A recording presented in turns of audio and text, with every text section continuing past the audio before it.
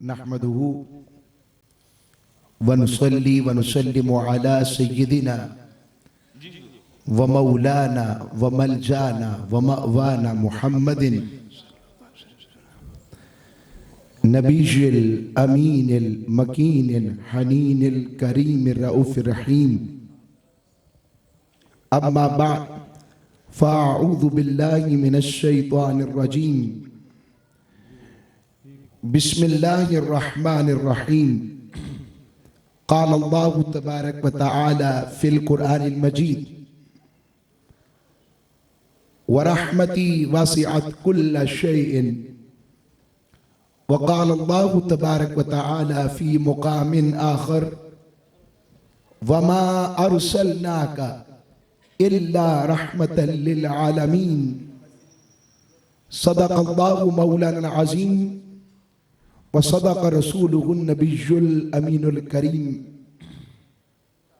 सदर महफिल, शान महफिल, जान महफिल, मेज़बान महफिल, परवुर्दाए आगोश विलायत, पैकर शफ़क़त मोहब्बत, इब्ने सफ़ीर इश्क़ रसूल, सफ़ीर इश्क़ रसूल, मुहाफ़िज़े इस्मत सैयदा ज़हरा, औलाद अली, नूरे नबी, मेरी मुराद हज़रत पीर सैयद हसनैन महबूब गिलानी शाह साहब चिश्ती कादरी वारसी दामत बरकातुम आलिया और साहबजादा वाला शान पीर सैयद उमर महबूब चिश्ती कादरी गिलानी दामत बरकातुम आलिया तमाम आशिकों को, तमाम मोहब्बत वालों को, इस मैखाने से मैखारी करने वालों को और पूरी उम्मत मुस्लिमा को ये रबियुल अव्वल की 12 तारीख का दिन जो कायनात में सबसे अफजल दिन है, मुबारक हो। हाज़रीन इकरामी कदर, मैंने 2 जगह से कुरान की आयत तिलावत करने की सआदत हासिल की। अल्लाह रब्बुल इज्जत ने इरशाद फरमाया व रहमती वसिअत कुल्ल शैइन, कि मेरी रहमत हर शय पर वसी है। और मेरे मालिक ने यूं कहा कि हर शय मेरी रहमत के ताबे है।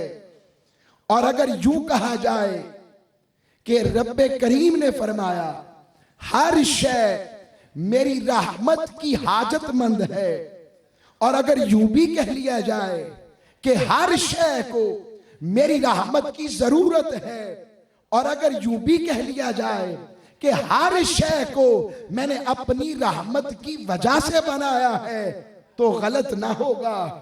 मालिक किस किस को तूने अपनी रहमत की वजह से बनाया है? कहा सारे आलमों को देखो, आलमे जमादात को देखो, पहाड़ों को देखो, बनाकर इन बुलंदों वाला पहाड़ों को भी कहता हूं व रहमती वासियत कुल्ल शैइन, अगर मेरी रहमत ना होती तो मैं इन्हें भी तख्लीक ना करता। रब्बे करीम ने फिर फरमाया मालिक ये आलमे नबातात क्या है? कहा ये फूल और फल, ये कलियां, ये मुस्कुराना, ये रंग, ये शोख, ये चंचल, ये आंखों की ठंडक रंगों के साथ कभी फूलों को नवाजता हूं, कभी फलों को नवाजता हूं। ये आलमे नबातात में जो भी तुम्हें हुस्न के जलवे बिखरे नजर आते हैं, वरहमती वासियत कुल्ल शैइन, अगर मेरी रहमत ना होती तो इन्हें भी तख्लीक ना करता। फिर आगे आलमे जिन्नात है, कहा अगर मेरी रहमत ना होती इन्हें भी तख्लीक ना करता। फिर आलमे हैवानात है, कहा अगर मेरी रहमत ना होती इन्हें भी तख्लीक ना करता। फिर आलमे इंसान है, कहा इंसान तू भी सुन, अगर मेरी रहमत ना होती मैं इन्हें भी तख्लीक ना करता। फिर इस फर्श वालों से अर्श वालों की तरफ चलते हैं। आलमे मलाकूत है, फरिश्तों का जहां है। फरमाया अगर मेरी रहमत ना होती मैं इन्हें भी तख्लीक ना करता। आगे आलमे जबारूत है, आलमे लाहूत है, फिर अर्श है, फिर ला है, फिर कलम है, फिर कुर्सी है। सारी कायनात को सजाया और फरमाया वरहमती वासियत कुल्ल शैइन, ये सारी कायनात मेरी रहमत की मोहताज है। जब हमने रब का ये ऐलान सुना तो अर्ज की मालिक हम तेरी रहमत को अगर किसी मुजस्सम वजूद में देखना चाहें तो कैसे तक सकते हैं। हम तेरी रहमत को किसी बॉडीमेंट पे देखना चाहते हैं और वो रहमत कैसी हो।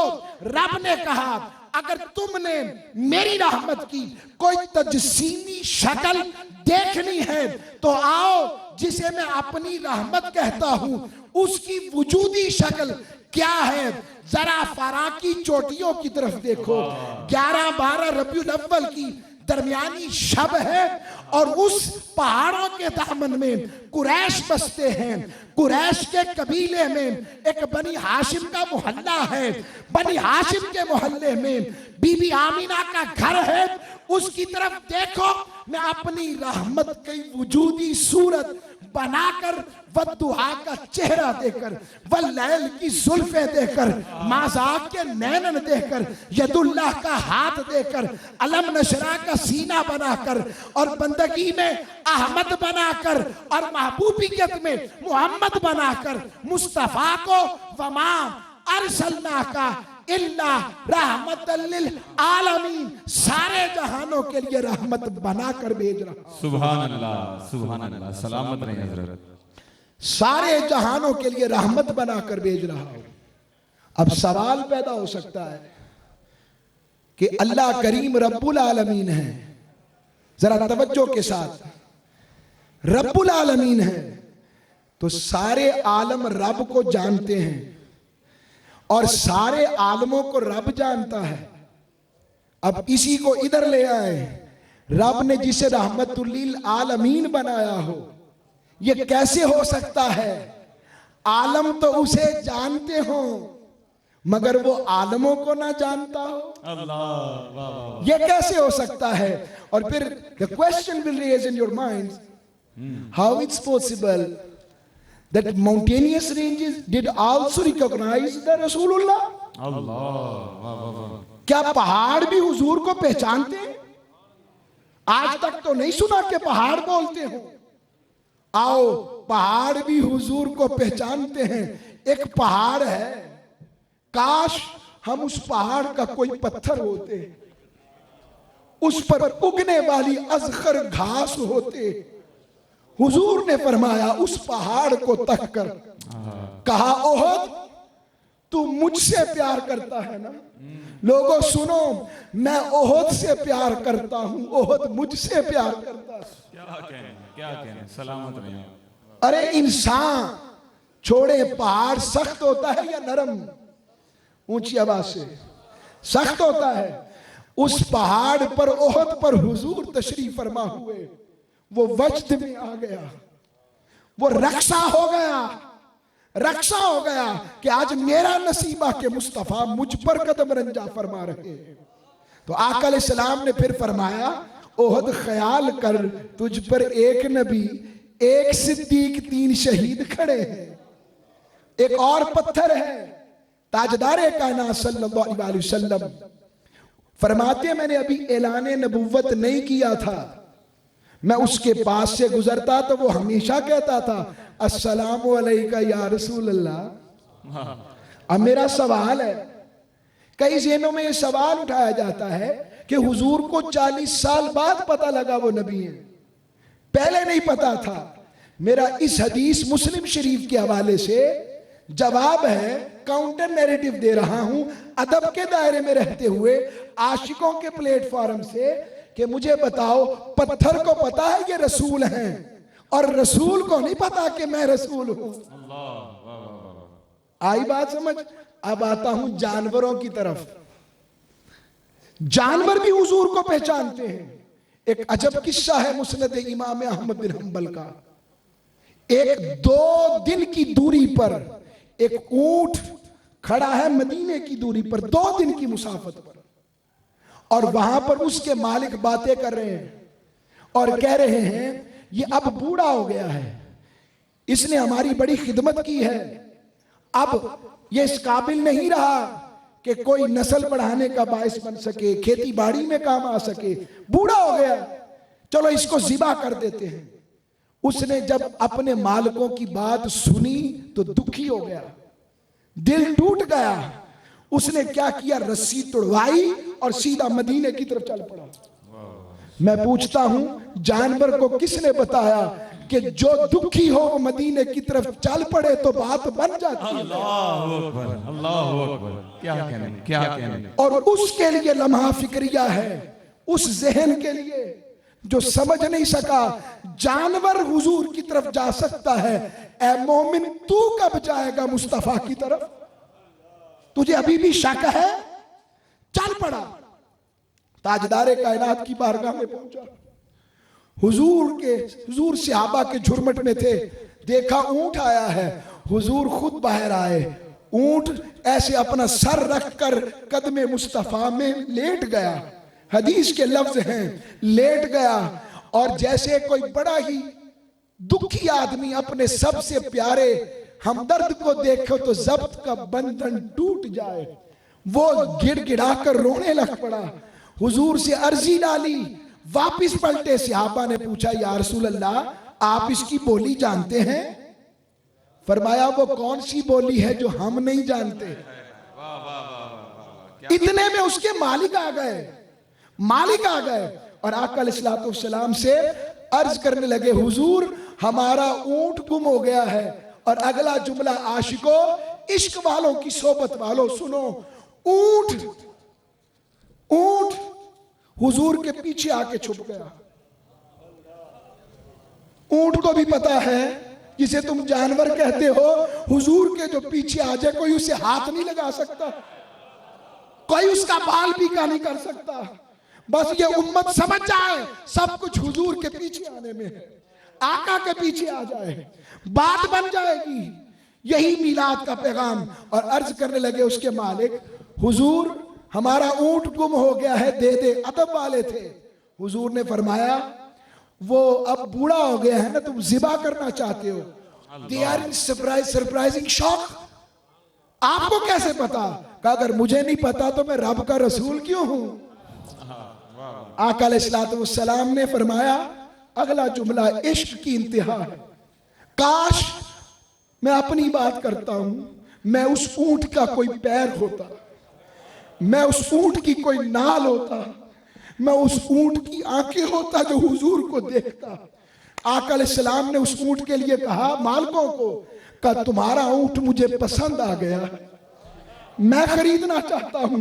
वारे ऊंट तेरा नसीबा, तू मेरे महबूब को भा गया। ए उम्मती कभी ऐसा वक्त तेरे पर भी तो आए कि यार कहे उम्मती तू मुझे पसंद आ गया। वाह वाह वाह, सुभान अल्लाह। आओ इसके अगले हिस्से की तरफ। एक और ऊंट है शाहजी सरकार, एक और इश्क की बात। एक और ऊंट पता लगा पागल हो गया। सियाबी भाग कर आए। मैं आपसे पूछता हूं क्या मेरी सरकार नौजुबिल्लाह मिन जालिक वेटरनरी डॉक्टर थे? ऊंट पागल हो गया तो सियाबी आके कह रहे यार रसूल अल्लाह मेरा ऊंट पागल हो गया। हुजूर कहते चलो फिर उसको देखते हैं। सरकार चल पड़े। वो एक बाग के अंदर चक्कर लगा रहा था, जैसे को पागल नहीं हो जाता, चक्कर लगा रहा था। सरकार अंदर जाने लगे तो सियाबी खड़े हो गए, या रसूल अल्लाह आपको नुकसान पहुंचा देगा। फरमाया मुझे कुछ नहीं कहेगा, पीछे हो जाओ। हुजूर अंदर गए, उसके बालों से ऐसे पेशानी से पकड़कर झंझोड़ा और कहा आका को अपने मालिकों को तंग नहीं करते। और जब ये बात कही तो वो ठीक हो गया। मैं जब ये हदीस पढ़ी तो मैं समझ गया ऊंट पागल ही इसलिए बना था कि यार को देखना चाहता था। अल्लाह अल्लाह, वाह वाह वाह, क्या कहेंगे, आका को देखना चाहता था। आओ लोगों, और आका अलैहिस्सलाम की गुलामी की बात, ये जो आपने नालैन लगाए हैं ना, मुझे बस टाइम का थोड़ा सा इशारा कर दीजिएगा, मैं पीछे न रह जाऊं। माशाल्लाह। तो अर्ज कर रहा हूं आका सल्लल्लाहु अलैहि वसल्लम के गुलाम और एक और ऊंटों का 120 ऊंट मौला अली लेकर आए।